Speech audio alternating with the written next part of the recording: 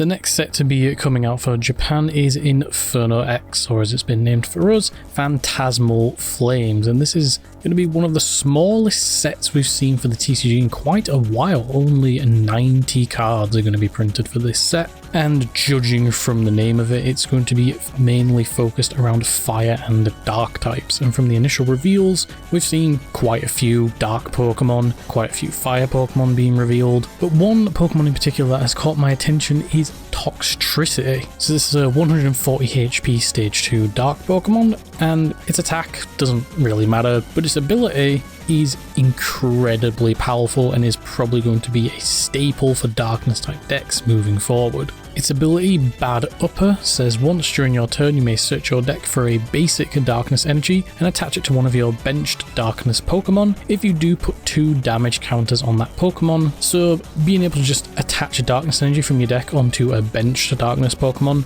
is, incredibly powerful, and if you have multiple in play you can do it multiple times. However, there is the downside of it getting 2 damage counters on that Pokemon. But a lot of the darkness Pokemon that we've seen revealed from this set actually benefit from having damage counters on them, and it seems to be the recurring theme for dark Pokemon going forward. As in Mega Evolution, we've also seen a couple of dark Pokemon and darkness type support that want you to have damage counters on your dark Pokemon. For example, we've seen the reveal of Mega Sharpedo EX, which is Hungry Draw attack for 2 darkness energy, does 120 damage, but if it has any damage counters on it, it does 150 more damage. So you could literally use Toxtricity, get 2 damage counters on it, attach for turn, and now you're hitting 270 damage just because it has some damage on it. And the pre-evolution Carvana can also just put damage on itself. For 1 dark it does 30 damage, and then it does 10 damage to itself. We've also seen the reveal of Weavile, and I hope this card gets an illustration rare. It's Claws of Retribution, again for 2 darkness energy, so you could just use Toxtricity and then attach, but you'd actually want to use Toxtricity twice with this card because its attack does 20 damage, and then if it has 50 HP or less, so you would need to use Toxtricity twice as it has 90 HP, its attack does 170 more damage. 190 damage on a stage 1 non-EX Pokemon is very, very strong. However, it does go down to 50 HP, which does put it in range of stuff like Dragapult. Your opponent could just boss up something and then Dragapult 50 onto it and then 10 somewhere else. So it is very powerful, but it does leave itself open to some very easy KOs. But with the help of some other damage boosting stuff, like we have Binding Mochi with Petrant, you could boost its damage up a little bit more. Maybe if you're behind on prizes, you could attach maybe a Defiance Band, and now you're hitting 220 damage. Even with just a Vitality Band, or even then something like Brave Bangle, you can add on some extra damage. Very, very strong. And in Mega Evolution, we're going to be getting Crawdont, which is Retaliation Scissor, does 130 damage. But if it has any damage counters on it, you can use its attack for 1 darkness energy, and it would normally cost 2 darkness energy and a colorless. So you could literally just Toxtricity onto it once, it has a damage counter on it, and now you can just attack with it. But its pre-evolution Crawfish, I believe, is a water type. And with the introduction of Dangerous Ruins, also seeing its release in Mega Evolution, whenever you put a basic Pokemon that isn't a dark Pokemon onto the bench, you put 2 damage counters on that Pokemon. So you could not only put the 2 damage counters onto Crawfish, so then when you evolve it into Crawdont, it already has damage on it, but it also works with other Pokemon. So when your opponent puts down a basic Pokemon, it puts 2 damage counters on it, could help with hitting some KOs that you're just out of reach of, but it also works well with Monkey Dory, and any darkness type deck is probably going to be playing Monkey Dory. So when you bench a Monkey Dory, it gets 2 damage counters on it, attach a darkness energy, and move those 2 damage counters. Plus with Toxtricity, you could just use 2 of them, get your energy fulfilled, and then attach onto Monkey Dory, move 30, so the Pokemon still has damage on it because it will have 40 minus 30, so it will have 10 damage, and you can still get the damage boost if it's a Pokemon that, gets an extra effect if it has damage on it. Not to mention that we have a very powerful support card that will be coming out in Phantasmal Flame, that being Grimsley's Move. This card says look at the top 7 cards of your deck, choose a dark Pokemon you find there and put it onto your bench,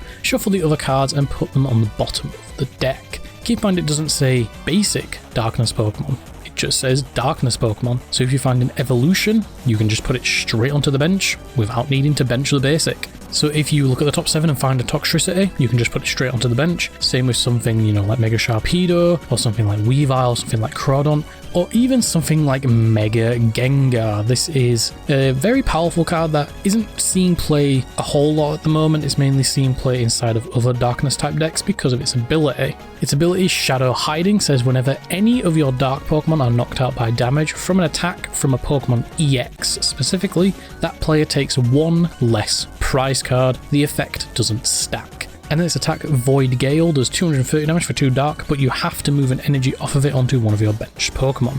So this Pokemon basically just reduces the amount of prize cards your opponent takes if they knock out a darkness type Pokemon, including itself, but it's only from damage from EX Pokemon, which is pretty much every deck in the format, apart from a couple.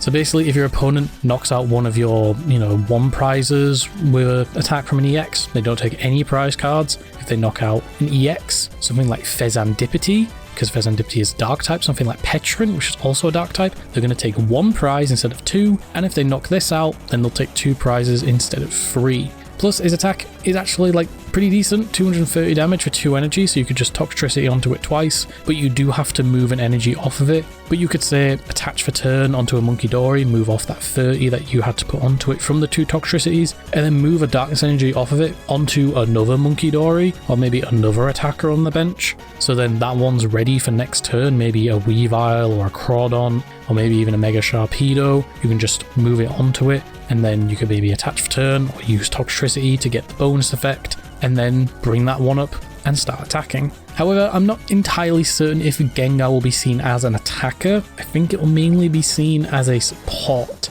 because its damage is pretty low, 230, and you also do have to move an energy off of it. It's not optional. And plus, we've seen other dark type Pokemon that just do more and they're just kind of better. Like Mega Sharpedo does 270 if it has any damage counters on it, and it also has free retreat, so you could just attack with it, and then if it's taking some damage, just retreat it out into something else like Weavile or Crawdon, all that kind of stuff. But Toxtricity can also just see play in other darkness type decks, which in the format at the moment, darkness type Pokemon already have a way of accelerating energy onto themselves. Like Grimmsnarl doesn't really need to play it because you can just get energy from the deck when you evolve it, and the only other thing it attaches darkness energy onto is Munkidori.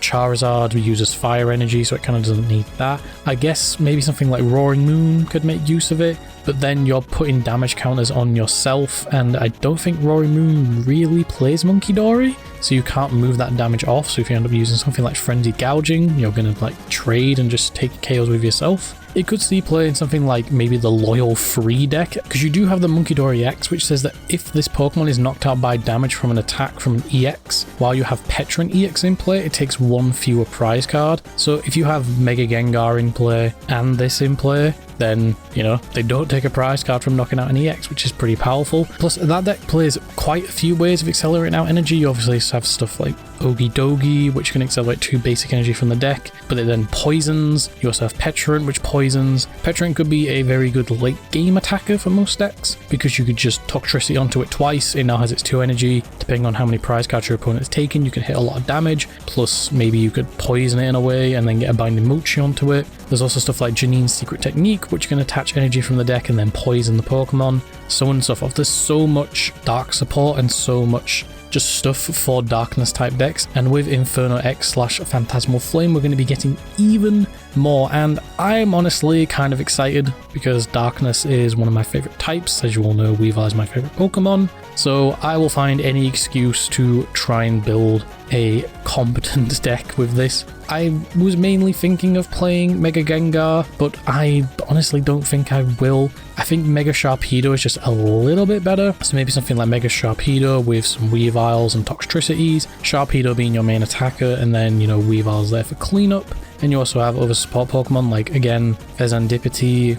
You could use Fezandipity, you could use Toxtricity, attach onto it twice, and then you could attach for turn and use Cruel Arrow to do 100 damage to one of your opponent's bench Pokemon. Petrant EX, again, you can use Toxtricity onto it twice or even once and attach for turn, and now you have a really good end game attacker if your opponent's taken a bunch of prize cards, because I believe it does 60 for every prize card your opponent's taken. That's really good. And I imagine this card is going to become a dark type staple for most decks. Currently in the format we don't really have a whole lot of dark type decks, but it could help bring some dark type Pokemon into the format. I'm not really sure if we have any like really good ones except for stuff like Roaring Moon. Again, you could fit in a copy of Roaring Moon into the deck probably. A couple of energy switches, all that kind of stuff, because it only does attach to a benched Pokemon. Get some energy into play and then energy switch onto something that you actually want to attack with, so on and so forth. The card is very, very strong and is probably going to see quite a lot of play when Inferno X / Phantasmal Flames releases, and I believe the set releases in Japan in 2 weeks time, so we'll be able to see deck lists around that time, find out exactly how the card is being played, what it's seeing play inside of, so that we can prepare for November when we get Phantasmal Flame. And I'm very much looking forward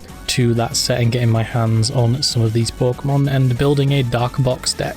I will find any excuse to play a Darkness type deck, because Dark type is one of my favourite types. And that is it for this video. Let me know in the comments what you think about Toxtricity and just all of this Darkness type support in general. Do you think Dark Pokemon are going to become like the new top tier decks as we've seen in the past? You know, we always get one of these sets. You know, before we had stuff like Darkness Ablaze, can't even think of any more, but we've had these type of sets in the format which are purely like dark and fire focused, and those decks have ended up seeing play and have ended up being really good in the format, and I have high hopes for this set. Again, the entire set list hasn't been revealed yet. We could get even more Busted Darkness support, could get a Dark Patch reprint, please, like it only makes sense, but we'll have to wait and see what else comes from this set. But let me know in the comments what you think about this card, all these dark types in general, what you think about this set at the moment. Set list review will be coming out in 2 weeks time, you know, when the set list comes out and when I edit it together, so please look forward to that. Remember to like, comment, subscribe, it really does help out the channel and all your support is greatly appreciated, and take care.